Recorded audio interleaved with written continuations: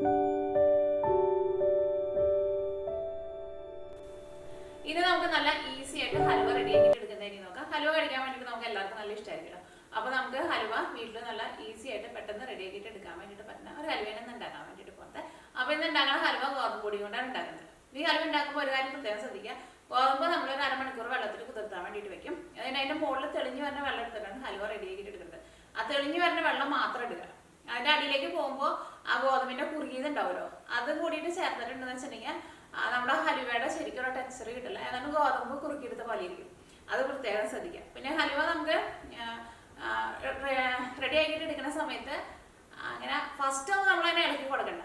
പിന്നെ അത് ആ വെള്ളമൊക്കെ വറ്റി വരാൻ വേണ്ടിയിട്ട് ഇച്ചിരി സമയം എടുക്കും. അപ്പോൾ നമ്മൾ തിളച്ച് പോകാണ്ട് നോക്കിയാൽ മതി. പിന്നെ ഹലുവ ഒന്ന് സെറ്റായിട്ട് വന്നു കൊടുക്കുമ്പോൾ പിന്നെ നമ്മൾ ഇളക്കി കൊടുക്കാം. അപ്പോൾ പിന്നെ ഒരു 10-15 മിനിറ്റിനുള്ളിൽ നമ്മുടെ ഹലുവ റെഡി ആയിട്ട് കിട്ടും. അപ്പോൾ ശർക്കര എടുക്കുമ്പോൾ നല്ല കറുത്ത കളർ ശർക്കര എന്ന് വെച്ചിട്ടുണ്ടെങ്കിൽ നമ്മുടെ ഹലുവയ്ക്ക് നല്ല കറുത്ത കളർ കിട്ടും. അപ്പോൾ ഇപ്പം എനിക്ക് കടയിൽ പോയി കഴിഞ്ഞപ്പോൾ അത്രയ്ക്ക് നല്ല കറുത്ത കളർ കിട്ടിയില്ല. അപ്പോൾ ഞാൻ ഇതിനു മുമ്പ് ഉണ്ടാക്കിയത് എൻ്റെ കയ്യിൽ ഇരിക്കുന്നുണ്ട്. അത് ഞാൻ നമ്മുടെ നാട്ടിൽ നിന്ന് തന്നെ മറുപൂരി ശർക്കര ഉണ്ടല്ലോ, നല്ല കറുത്ത കളറുള്ളത്, ആ ശർക്കര വെച്ചിട്ടാണ് ഉണ്ടാക്കിയത്. പിന്നെ രണ്ടാമത് കടയിൽ പോയി കഴിയുമ്പോൾ എനിക്ക് ആ ശർക്കര കിട്ടിയില്ല. അപ്പോൾ ഇപ്പം ഞാൻ ഉണ്ടാക്കുന്ന ഹൽവയ്ക്ക് അത്രയ്ക്കാണ് കറുത്ത കളർ ഉണ്ടാവില്ല. പക്ഷേ മറ്റേ ഹൽവയും കൂടിയിട്ട് ഞാൻ നിങ്ങളെ കാണിച്ചു തരാം. അപ്പോൾ ഈ ഒട്ടും സമയം കളയാണ്ട് തന്നെ നമ്മുടെ ഹൽവ റെഡിയാക്കിയിട്ട് എടുക്കുക. വീഡിയോ ഇഷ്ടമാണെന്ന് വെച്ചിട്ടുണ്ടെങ്കിൽ വീഡിയോയുടെ ഇടയിൽ കമൻറ്റ്സ് ചെയ്യാനും ലൈക്ക് ചെയ്യാനും പിന്നെ നിങ്ങളുടെ ഫ്രണ്ട്സിനും ഷെയർ ചെയ്യാനും മറക്കരുത്. അപ്പോൾ ഇനി നമുക്ക് പെട്ടെന്ന് തന്നെ നമ്മുടെ ഹൽവ റെഡിയാക്കിയിട്ട് എടുക്കാം. അപ്പോൾ ഇനി നമ്മുടെ ഹൽവ റെഡിയാക്കാൻ വേണ്ടിയിട്ട് പോവാണ്. അപ്പോൾ 2 തരത്തിലുള്ള ഹൽവ നമ്മൾ ഉണ്ടാക്കണുണ്ടല്ലോ. അപ്പോൾ ഞാനിവിടെ 2 വലിയ ബൗൾ എടുത്തിട്ടുണ്ട്. അപ്പോൾ സെയിം അളവ് തന്നെ കേട്ടോ അതിലേക്ക് എടുക്കുന്നത്. അപ്പോൾ ഞാനിവിടെ 250 ml മെഷറിംഗ് കപ്പിൽ 1 കപ്പ് ഗോതമ്പ് പൊടിയാണ് എടുത്തേക്കുന്നത്. ഇപ്പോൾ നിങ്ങളുടെ അടുത്ത് ഇതേപോലെ മെഷറിംഗ് കപ്പ് ഇല്ലയെന്ന് വെച്ചാലും കുഴപ്പമില്ല. നമ്മൾ ചായ കുടിക്കുന്ന കപ്പുണ്ടല്ലോ, ആ കപ്പിൽ 1 കപ്പ് ഗോതമ്പ് പൊടി എടുക്കുക. എന്നിട്ട് നമ്മൾ എടുക്കണ ആ സെയിം കപ്പിൽ തന്നെ 6 കപ്പ് വെള്ളവും ചേർക്കണം. ഇനി അടുത്ത പാത്രത്തിലും 1 കപ്പ് ഗോതമ്പ് പൊടി ചേർക്കുക. ഇതിൽ 2ലും നമുക്ക് 6 ഗ്ലാസ് വെള്ളം വെച്ച് ചേർക്കാം.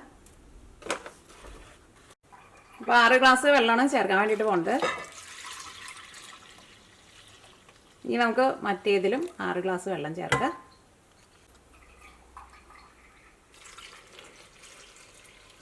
അപ്പോൾ 2ലും 6 ഗ്ലാസ് വെള്ളം വീതം ചേർത്തു. ഇനി ഈ ഗോതമ്പ് പൊടി നമ്മൾ കൈ കൊണ്ട് നന്നായിട്ട് മിക്സ് ചെയ്തിട്ട് ഈ വെള്ളത്തിൽ നന്നായിട്ട് മിക്സ് ആവണം.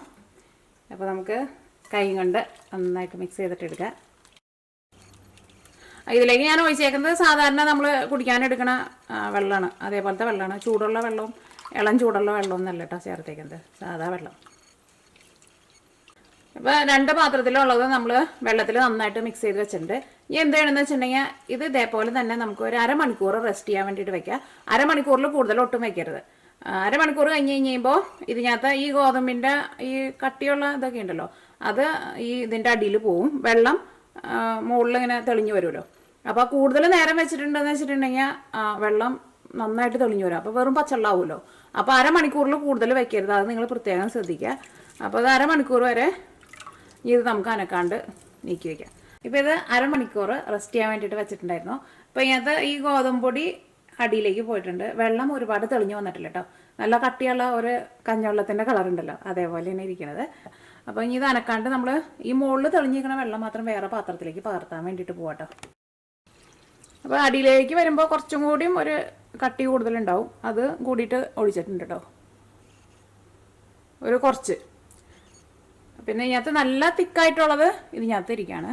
അപ്പോൾ തെളിവെള്ളം കഴിഞ്ഞ് കഴിഞ്ഞിട്ട് പിന്നെ അതിൻ്റെ അടിയിലേക്ക് ചെല്ലുമ്പോൾ കുറച്ചും കൂടി ലൈറ്റായിട്ട് ഒന്നും കൂടി ചെറുതായിട്ട് കുറുകിയതുണ്ടാവും, അതും കൂടിയിട്ട് ചേർക്കുക. പിന്നെ അതിൻ്റെ അടിയിലേക്ക് ചെല്ലുമ്പോൾ ഇതേപോലെ ഇങ്ങനെ ഭയങ്കര തിക്കായിട്ടിരിക്കും, അത് എടുക്കരുത് കേട്ടോ. ഈ ബാക്കിയുള്ളതിലേക്ക് ഞാനിവിടെ 1 കപ്പ് വെള്ളം കൂടിയും ചേർത്തിട്ട് ഒരു 10 മിനിറ്റ് കൂടി ഒന്ന് റെസ്റ്റ് ചെയ്യാൻ വേണ്ടിയിട്ട് വയ്ക്കുക. അപ്പോൾ ഒന്നും കൂടിയും വെള്ളം ഒന്ന് തെളിഞ്ഞ് വരുമല്ലോ, അപ്പോൾ ആ വെള്ളം കൂടിയിട്ട് നമുക്ക് എടുക്കാം. അതേപോലെ ഒന്ന് ചുറ്റിച്ച് കൊടുത്താൽ മതി, അല്ലെങ്കിൽ കൈ കൊണ്ട് മിക്സ് ചെയ്താലും കുഴപ്പമില്ല കേട്ടോ. അപ്പോൾ ഇതങ്ങോട്ട് നീക്കി വയ്ക്കാം. അപ്പോൾ ഒരു 10 മിനിറ്റ് കൂടി റെസ്റ്റ് ചെയ്യാൻ വേണ്ടിയിട്ട് വയ്ക്കാം. നമ്മുടെ മറ്റേ പാത്രത്തിലുള്ളതും റെഡി ആയിട്ടുണ്ട്. അതിനകത്ത വെള്ളവും ഇതേപോലെ തന്നെ നമുക്ക് എടുക്കാം. ഇനി നമ്മൾ ഹൽവ ഉണ്ടാക്കാൻ വേണ്ടിയിട്ട് ശർക്കരയും പഞ്ചസാരയും വേണമല്ലോ. അപ്പോൾ ആ ശർക്കര ചേർക്കണതിൽ ഞാൻ 200 ഗ്രാം ശർക്കരയാണ് എടുത്തേക്കുന്നത്. ഞാനിവിടെ കുറച്ച് ചെറുതായിട്ട് പൊടിച്ചെടുത്തിട്ടുണ്ട്.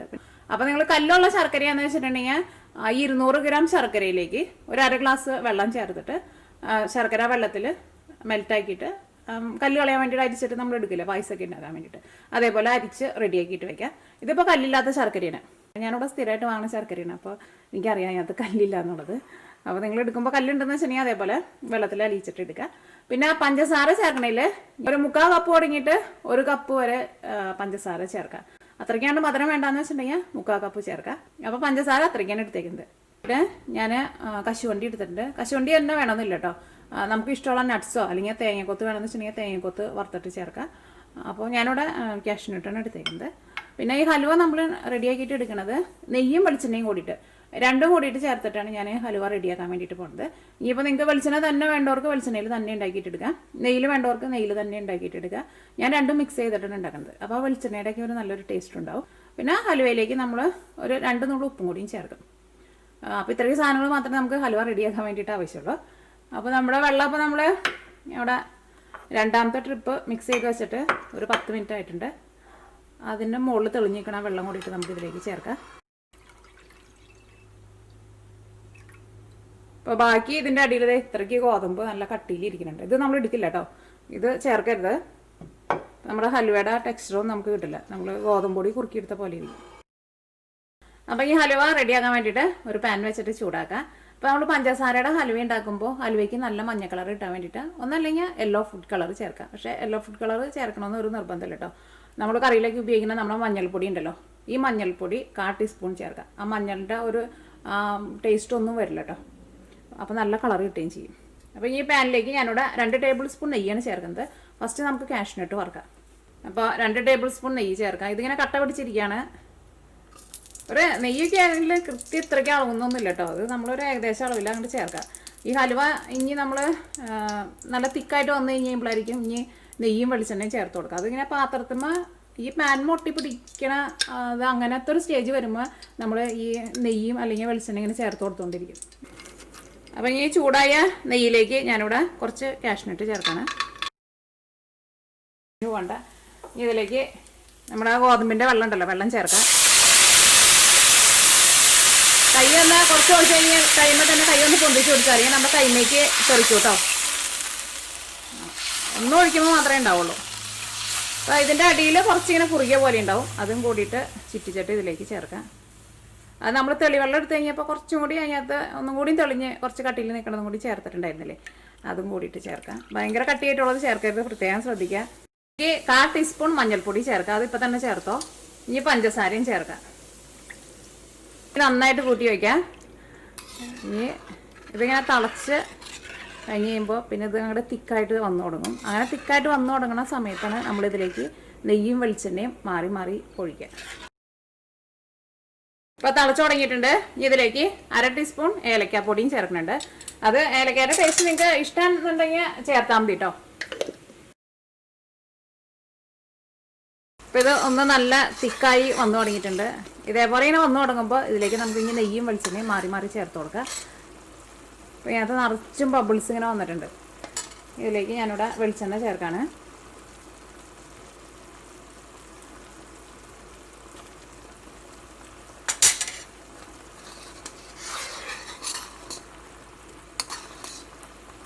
ഇപ്പോൾ ഞാൻ ചേർത്തത് വെളിച്ചെണ്ണ കേട്ടോ. ഇവിടെ തണുപ്പായതുകൊണ്ടാണ് വെളിച്ചെണ്ണ അങ്ങനെ കട്ട പിടിച്ചിട്ടിരിക്കുന്നത്. അപ്പോൾ ഞാനിപ്പോൾ ഇതിലേക്ക് ഒരു 2 ടേബിൾ സ്പൂൺ വെളിച്ചെണ്ണ ചേർത്തിട്ടുണ്ട്. അത് കട്ട പിടിച്ച വെളിച്ചെണ്ണയായിരുന്നല്ലോ, അപ്പോൾ അതൊരു 2 ടേബിൾ സ്പൂൺ ഉണ്ടാവും. ഇനി തീ നന്നായിട്ട് കൂട്ടി വെച്ചോ. ഇനി തിളച്ച് പൊന്തി പോവില്ല. അപ്പോൾ ഇങ്ങനത്തെ വെള്ളമൊക്കെ നന്നായിട്ട് വറ്റിയിട്ടുണ്ടല്ലോ. അപ്പോൾ ഇതൊന്നും കൂടി നല്ല തിക്കായി വന്നു തുടങ്ങിയിട്ടുണ്ട്. ഇതിലേക്ക് ഞാനിവിടെ ഒരു 2 ടേബിൾ സ്പൂൺ നെയ്യും കൂടിയും ചേർക്കാണ്. അപ്പോൾ നമ്മളിതിങ്ങനെ സ്പൂണിലെടുത്തിട്ട് ഇതിങ്ങനെ ഒഴിക്കുമ്പോൾ നല്ലൊരു കണ്ണാടി പോലെ ആയിട്ടുണ്ട്. നല്ലൊരു ഗ്ലേസിങ് ഒക്കെ വന്നിട്ടുണ്ട്. നമ്മുടെ ഹലുവയുടെ ഒരു ടെക്സ്ചറിലേക്ക് വന്നു തുടങ്ങിയിട്ടുണ്ട്.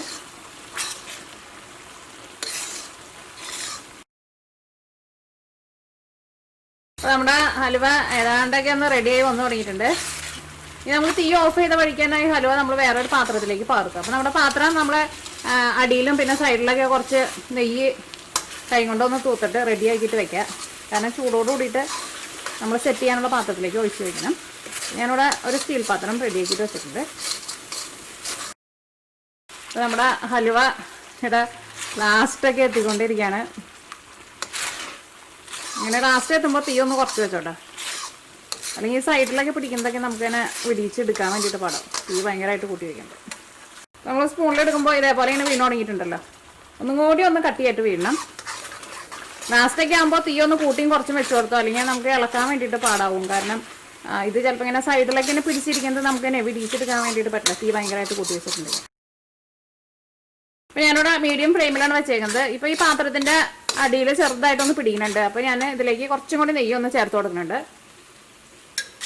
അല്ലെങ്കിൽ അത് പാത്രത്തിൽ മേലാണ്ട് വിട്ടുപോരില്ലേ. ഇപ്പോൾ നമ്മുടെ ഹലുവ നല്ല കറക്റ്റ് പാകമായിട്ടുണ്ട് കേട്ടോ. നെയ്യും കൂടിയിട്ട് ഇതിൻ്റെ കൂടെ കിടന്നിട്ട് ഒന്ന് മിക്സ് ആയിക്കോട്ടെ. അപ്പോൾ നമ്മുടെ ഹലുവ റെഡി ആയിട്ടുണ്ട്. വേണ്ട അത് ഈ പാത്രത്തിൽ നിന്നൊക്കെ ഇങ്ങനെ നന്നായിട്ട് ഇങ്ങനെ വിട്ടു വന്ന് തുടങ്ങിയിട്ടുണ്ട്. ഇതേപോലെ ഇങ്ങനെ വിട്ട് വരണം. ഇനി നമ്മൾ തീ ഓഫ് ചെയ്യാണ്. ഇനി ചൂടോട് കൂടിയിട്ട് ഇത് നമുക്ക് വേറൊരു പാത്രത്തിലേക്ക് പകർത്താം. അപ്പോൾ ഞാനിവിടെ ഒരു സ്റ്റീൽ പാത്രത്തിലേക്കാണ് പകർത്തുന്നത്. എന്ത് പാത്രമായാലും കുഴപ്പമില്ല കേട്ടോ. അപ്പോൾ ഈ പാത്രത്തിൻ്റെ ഉള്ളിൽ ഞാൻ നെയ്യൊന്ന് തൂത്ത് കൊടുത്തിട്ടുണ്ട്. കുറച്ചുകൂടെ സ്പൂണുമൊക്കെ പിടിച്ചിരിക്കുന്നുണ്ട്, അതും കൂടിയിട്ടാണ് പിടിച്ചിട്ട് കേട്ടോ.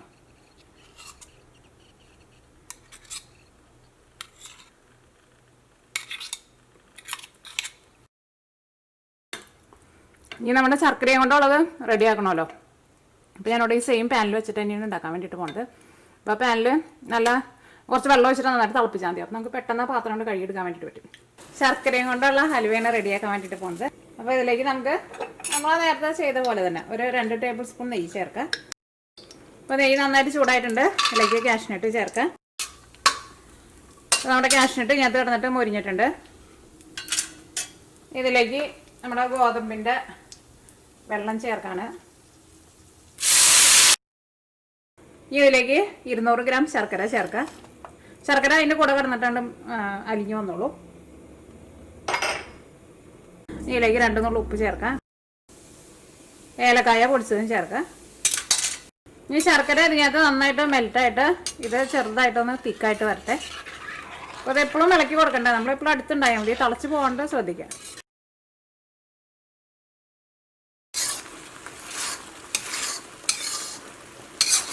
അപ്പോൾ ഇതിനകത്ത് കണ്ടമാനം നിറച്ചിങ്ങനെ തളകളൊക്കെ വന്നു തുടങ്ങിയിട്ടുണ്ട്. നല്ല ഭംഗിയുണ്ട് കാണാൻ വേണ്ടിയിട്ട്. നിറച്ചും തളകൾ ഇതേപോലെ ഇങ്ങനെ നിറച്ചും തളകൾ വന്നു തുടങ്ങുമ്പോൾ ഒന്നുകൂടി ഫോക്കസ് ചെയ്യട്ടെ.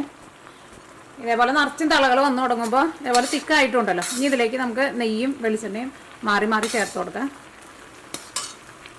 ഇതിലേക്ക് 1 ടേബിൾ സ്പൂൺ നെയ്യ് ചേർക്കാം.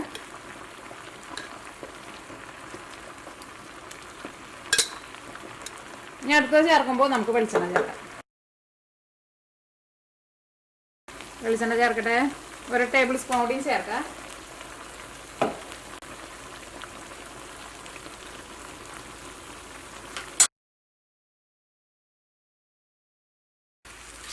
ഇതിൻ്റെ അടിയിൽ ചെറുതായിട്ടൊന്ന് പിടിക്കുന്നുണ്ട്. അപ്പം ഞാൻ ഇതിലേക്ക് കുറച്ചും കൂടി നെയ്യ് ചേർക്കുന്നുണ്ട്. അപ്പം നെയ്യ് ചേർത്ത് കഴിയുമ്പോൾ പാത്രത്തിൻ്റെ അടിയിൽ ഒട്ടും പിടിക്കാണ്ട് പോകാനുണ്ട്. ഒന്നുകൂടി ഒന്ന് തിക്കായിക്കോട്ടെ. അപ്പോൾ നമ്മുടെ ഹലുവ റെഡി ആയിട്ടുണ്ട്. നമ്മൾ സ്പൂണിലെടുത്തിട്ട് എടുക്കുമ്പോൾ കണ്ടില്ലേ ഇതേപോലെ ഇങ്ങനെ വീഴണം. ഇനി നമുക്ക് തീ ഓഫ് ചെയ്യാം.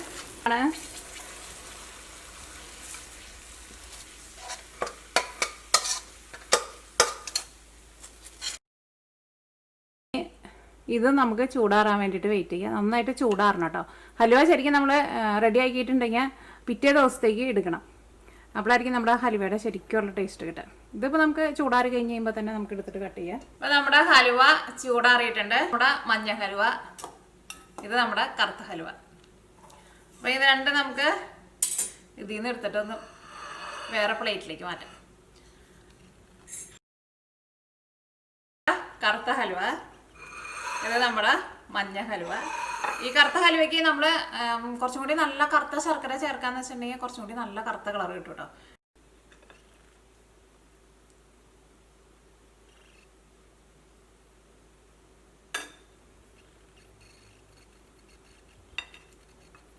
നല്ല മണം വരുന്നുണ്ട്.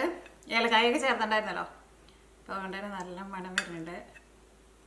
ഇതാണ് നമ്മുടെ മഞ്ഞ ഹലുവ.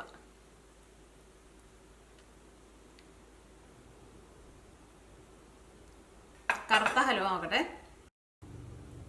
നമ്മുടെ പഞ്ചസാര ചേർത്തുണ്ടാക്കുന്ന ഹലുവേനേക്കാളും ഭയങ്കര ഇങ്ങനെ വെണ്ണ പോലെ ഇരിക്കും ഈ ശർക്കര ചേർത്തിട്ടുണ്ടാക്കുന്ന ഹലുവ.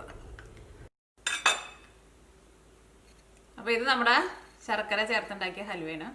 ഇതൊന്ന് കഴിച്ചോട്ടെ കേട്ടോ. ഇത് നമ്മുടെ പഞ്ചസാര ചേർത്തുണ്ടാക്കിയ ഹൽവേനേക്കാളും ഭയങ്കര സോഫ്റ്റ് ആയിട്ടാണ് ഇരിക്കുന്നത്. ഇതിങ്ങനെ വായലിട്ട വഴിക്കാൻ ഞങ്ങളുടെ അലിഞ്ഞു പോവും. മറ്റേത് ശരിക്കും നമ്മൾ ബേക്കറിയിൽ നിന്നൊക്കെ വാങ്ങണ ഹൽവ ഉണ്ടല്ലോ, അതിങ്ങനെ കുറച്ച് എന്താ പറയുക, കുറച്ചിങ്ങനെ ഒരു ഗ്ലേസിങ് പോലെ ഇങ്ങനെ ഇരിക്കില്ലേ. പഞ്ചസാര ചേർത്തിട്ട് ഉണ്ടാക്കിയപ്പോൾ അതേപോലത്തെ ഹൽവേയുടെ ടെക്സ്ചറായിട്ട് കിട്ടിയേക്കുന്നത്. ഇത് ഭയങ്കര വെണ്ണ പോലെയാണ് ഇരിക്കുന്നത്, ശർക്കര ചേർത്തിട്ട് ഉണ്ടാക്കിയേക്കുന്നത്.